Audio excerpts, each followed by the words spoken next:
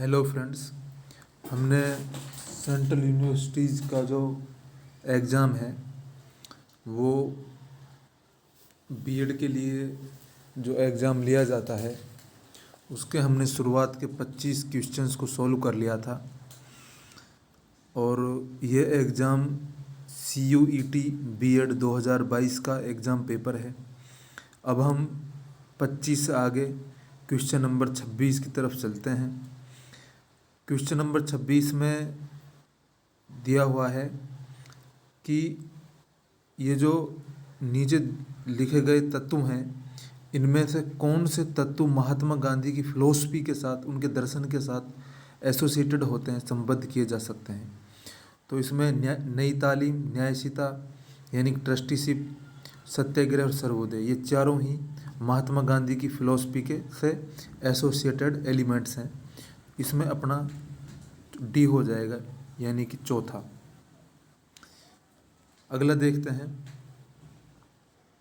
अगला question number 27 है। उसमें कुछ बुक्स का हमें मिलान करना है राइटर्स के साथ।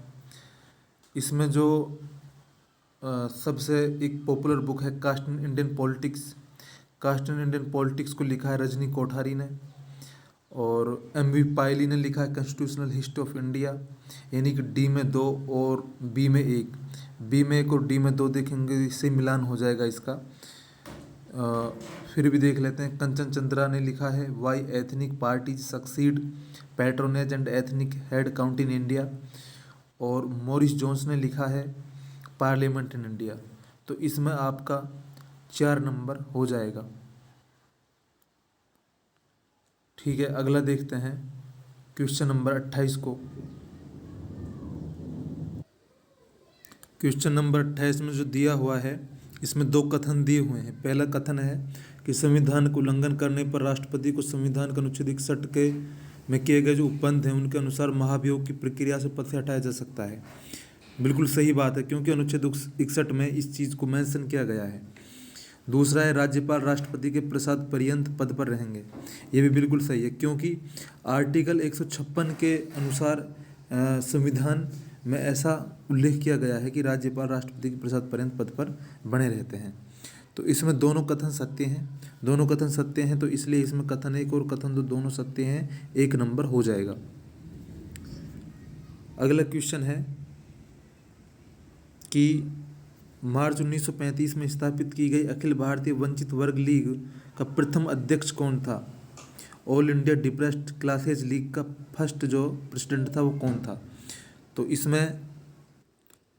इसमें जो हो जाएगा दोस्तों वो हो जाएगा MC राजा। MC राजा 1935 में इसके जो है पहले अध्यक्ष थे, इसलिए इसमें 3 नंबर हो जाएगा। अगला क्वेश्चन है कि निम्नलिखित में से कौन सा एक अभिनय कला नहीं है? ये साधारण सा सवाल है। अब इसमें देखिए, रंगमंच यानी कि थिएटर पर भी एक अभिनय कला होगी, एक परफॉर्मिंग आर्ट होगी। नाटक में भी एक आर्ट को परफॉर्म किया जाएगा, उस पर दिखाया जाएगा, अभिनय को दिखाया जाएगा। स्टेज मिमिक्री में भी आप अपने अभिनय करते हैं, लेकिन ऑयल चित्रकला एक ऐसी चित्रकला है जिसमें जो अभिनय से अलग है। उसमें आपको अभिनय नहीं, आपका जो एक अलग तरीके से आपको अपनी कला, चित्रकला की तरह दिखानी होती है, उसमें अभिनय नहीं आता है। तो इसमें हो जाएगा 3 नंबर।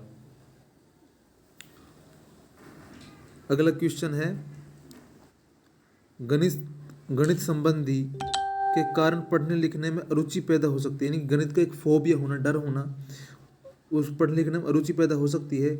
इसका फिल्मांकन किस फिल्म में हुआ है? इसमें तारे ज़मीन पर, नील बटे सन्नाटा, IM कलाम, हिंदी मीडियम। हिंदी मीडियम में ऐसा कुछ नहीं है कि उसमें गणित संबंधी जो चीज़ों को दिखाया गया हो, उसमें एक मीडियम को लेकर दिखाया है। IM कलाम में भी ऐसा कुछ नहीं है। तारे ज़मीन पर, नील बटे सन्नाटा में इस चीज़ को दिखाया गया है कि उसमें गणित संबंधी जो अरुचियाँ हैं वो अन्य विषयों में भी जो है प्रॉब्लम्स करती हैं। तो इसमें हम 2 नंबर कर सकते हैं, 2 नंबर इसमें होगा। अगला क्वेश्चन है कि पोक्सो अधिनियम 2012 से 2019 का पूर्ण रूप क्या है? तो इसमें कह सकते हैं हम children from sexual offence, protection of, है ना। तो यही हो जाएगा इसमें 2 number, protection of children from sexual offence, यानी कि 2 नंबर इसमें हो जाएगा। क्वेश्चन नंबर 33 में है कि वारेन हेस्टिंग्स के खिलाफ जो भ्रष्टाचार का आरोप किसने लगाया था। इसमें ये एक बहुत ही रोचक कहानी है, और रोचक के साथ ये एक ऐतिहासिक कहानी है कि नंद कुमार जी ने मीर जाफ़र की विधवा पत्नी से 3.5 लाख रुपए लेने की घूस का या रिश्वत का आरोप वारेन हेस्टिंग्स पर लगाया था, और ये मुकदमा काफ़ी लंबे टाइम तक चला था। ये एक लंबी कहानी है, इसको जानना चाहिए, ऐतिहासिक कहानी है। इसमें 1 नंबर हो जाएगा इसलिए नंद कुमार। अगला क्वेश्चन है, इस क्वेश्चन में दिया हुआ है कि रूसो द्वारा शिक्षा पर लिखित एक प्रसिद्ध कार्य कौन सा है। तो रूसो ने एक किताब लिखी थी। रूसो एक फ्रेंच दार्शनिक है। एमिली नामक किताब है। एमिली एक फ्रेंच वर्ड है जिसका अर्थ हो जाता है ऑन एजुकेशन, यानी कि शिक्षा पर। तो उन्होंने एक किताब लिखी है एमिली, ये एक बहुत ही पॉपुलर बुक है एजुकेशन को लेकर, इसलिए इसमें 2 नंबर हो जाएगा। बाकी जो और बुक्स हैं ये अलग फील्ड्स को लेकर हैं, जैसे द सोशल कॉन्ट्रैक्ट, ये बुक सोशियोलॉजी की एक इम्पोर्टेंट बुक है। अगला क्वेश्चन देखते हैं। इस क्वेश्चन नंबर 35 में दिया हुआ है कि यूनेस्को संयुक्त राष्ट्र की विशेष संस्था जिसका लक्ष्य है, यानी कि हमको इसको सबसे पहले इसका फुल फॉर्म देखना है। United Nations Educational Scientific and Cultural Organization. तो इसमें जो हो जाएगा इस हिसाब से इसमें दूसरा नंबर हो जाएगा कि शिक्षा, कला, विज्ञान एवं संस्कृति अंतर्राष्ट्रीय सहयोग के जरिए द्वारा वैश्विक शांति और सुरक्षा को बढ़ावा देना, promoting world peace and security through international cooperation in education, arts, science and culture. तो इसमें हो जाएगा 2 नंबर। अगला क्वेश्चन है कि यूनिसेफ का आधिकारिक रूप से पूर्ण नाम है। तो यूनिसेफ का एक पुराना नाम था, और पुराना नाम था जो इसमें ऑप्शन ए में दिया हुआ है, United Nations international children emergency fund.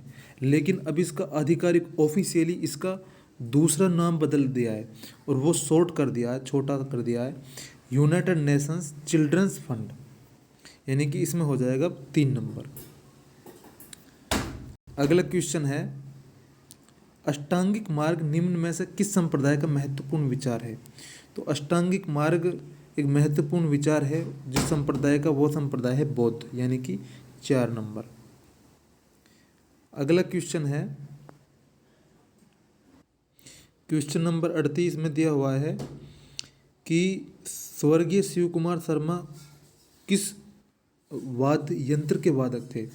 तो ये जिस वाद्य यंत्र के वादक थे वो थे संतूर। संतूर ये कश्मीर का लोक वाद्य यंत्र है, तो इसलिए इसमें 1 नंबर हो जाएगा, 1 नंबर। अगला क्वेश्चन है कि विद्यालय शिक्षा से संबंधित अकादमिक मुद्दों पर डैश को सहयोग करने तथा सलाह देने के लिए भारत सरकार द्वारा NCERT की स्थापना की गई थी।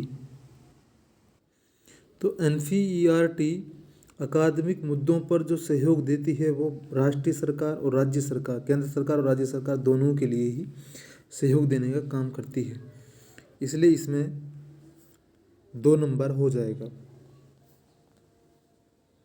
राष्ट्रीय तथा राज्य सरकार। अंतर्राष्ट्रीय योग दिवस किस दिन मनाया जाता है। साधारण सा सवाल है, ये 21 जून को मनाया जाता है, यानी कि 4 नंबर। अगला क्वेश्चन है कि फिरन निम्न में से किस क्षेत्र का पारंपरिक परिधान है। तो फिरन या फेरन जो ये पारंपरिक परिधान प्रसिद्ध है ये है कश्मीर में, यानी कि इसमें 1 नंबर हो जाएगा। नेक्स्ट है क्वेश्चन नंबर 42, कौन सा समुदाय सीढ़ीनुमा कृषि प्रणाली के लिए पहचाना जाता है। इस सीढ़ीनुमा कृषि प्रणाली को इंग्लिश में टेरेस फार्मिंग कहेंगे, और ये जो इसके लिए जो फेमस कम्युनिटी है वो है चाकसंग नागा, और ये चाकसंग नागा नागालैंड में रहते हैं, नागालैंड में ये जो कृषि प्रणाली है ये लोकप्रिय है, यानी कि इसमें 3 नंबर हो जाएगा, 3 नंबर। अगला क्वेश्चन है कि महात्मा गांधी की अपरिग्रह की अवधारणा किससे संबद्ध है। महात्मा गांधी के इस तरह से 11 अवधारणाएं हैं और उन 11 अवधारणाओं में से अस्तेय, अपरिग्रह, अस्तेय मतलब चोरी ना करना, और अपरिग्रह हो जाता है किसी चीज़ को संग्रहित ना करना, एक संपत्ति की हवस ना होना, उसे जोड़ते ही रहना। तो उस तरह से महात्मा गांधी अपनी फिलॉसफी में मना करते हैं उस चीज़ को, इसलिए इसमें हो जाएगा संग्रह नहीं करना, यानी कि 3 नंबर। अगला है कि संयुक्त राष्ट्र संघ का एजेंडा 21 क्या है। एजेंडा 21 पहला देखते हैं, विवादों के शांतिपूर्ण निपटान के लिए करार, ये भी नहीं है। निवारक कूटनीति, ये भी नहीं है। आर्थिक और सांस्कृतिक विकास के लिए करार, ये भी नहीं है। ये सस्टेनेबल डेवलपमेंट से जुड़ा हुआ एक एजेंडा है, तो इसलिए संधारणीय विकास हम इसे कह सकते हैं, उसे जुड़ा हुआ है, इसलिए इसमें हो जाएगा 44 में 4 नंबर, 44 में 4 नंबर हो जाएगा। क्वेश्चन नंबर 45 में दिया हुआ ये क्लाइमेट चेंज और इन्वायरमेंट से रिलेटेड ही सवाल है। इसमें लिस्ट ए को लिस्ट 2 से मिलाना है। Establishment of the inter government panel in climate change, IPCC का जो स्थापना है वो कब हुई। तो इस IPCC की स्थापना हुई है 1988 में। क्योटो प्रोटोकॉल ये जापान में हुआ था, ये हुआ तो 1997 में। जोहान्सबर्ग सम्मेलन हुआ था 2002 में। और UNEP की जो स्थापना हुई थी, इसका मुख्यालय नैरोबी केन्या में है, तो इसमें इसकी स्थापना हुई थी 1972 में, इसलिए इसमें हो जाएगा आपका 2 नंबर। क्वेश्चन नंबर 45 में 2 नंबर हो जाएगा। अगला क्वेश्चन देखते हैं, 11 नवंबर को राष्ट्रीय शिक्षक दिवस निम्नांकित किस संदर्भ में मनाया जाता है। तो राष्ट्रीय शिक्षक दिवस, जैसा कि हम सभी जानते हैं कि भारत के जो पहले शिक्षा मंत्री थे वो मौलाना अबुल कलाम आज़ाद थे, उसी के जन्म दिवस की स्मृति में हम राष्ट्रीय शिक्षा दिवस को सेलिब्रेट करते हैं, इसलिए इसमें 2 नंबर आ जाएगा। अगला देखते हैं question number 47, how I taught my grandmother to read नामक लघु कहानी किसके द्वारा लिखी गई। तो ये लघु कहानी है सुधा मूर्ति जी की, इसलिए इसमें 1 नंबर हो जाएगा। How I taught my grandmother to read जो कहानी लिखी गई है सुधा मूर्ति जी ने लिखी है। क्वेश्चन नंबर 48 है, निम्नांकित घटनाओं को प्राचीनतम से अद्यतन के आधार पर कालक्रमानुसार व्यवस्थित कीजिए, यानी कि इसको क्रोनोलॉजिकली हमें इन्हें जो है अरेंज करना है। वियतनाम युद्ध, ट्रूमैन सिद्धांत, कोरिया का युद्ध, सोवियत अफगान युद्ध, सोवियत संघ का विघटन। ये 48वां क्वेश्चन दोस्तों हिस्टोरिकली क्वेश्चन कह सकते हैं इसे हम, एक इतिहास से जुड़ा हुआ सवाल है। ये इसे आप टफ सवाल भी कह सकते हैं। इसमें जो ये ट्रूमैन सिद्धांत दिया हुआ है, ये इसमें सबसे पुराना है, 1947 के आसपास दिया गया था। और कोरिया का युद्ध इसमें जो है सोवियत अफगान युद्ध 1989 से 1979 से 1989 के बीच हुआ था। सोवियत संघ का विघटन 1991 में हुआ था। और वियतनाम युद्ध हुआ था 1955-56 के आसपास। तो इसमें जब हम सीरियल वाइज जिसे हम लगाएंगे, इसमें हो जाएगा BCADE, यानी कि इसमें आपका 2 नंबर आ जाएगा। इसमें जब हम क्रोनोलॉजिकली हम इसको लगाएंगे तो इसमें 2 नंबर आ जाएगा। सबसे पहले ट्रूमैन सिद्धांत, उसके बाद सोवियत अफगान युद्ध,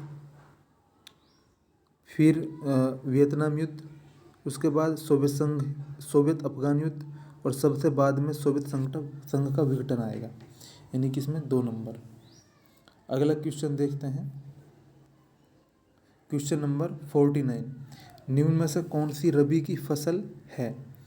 रबी की फसल का एक सीधा सा कॉन्सेप्ट ये है कि ये सर्दियों में उपस्थित रहती है रबी की फसल। तो ज्वार तो सर्दियों में रहती नहीं है, यानी कि बी हट जाएगा इसमें से। बी हटते ही इसमें सी और डी बच जाएगा ऑप्शंस में।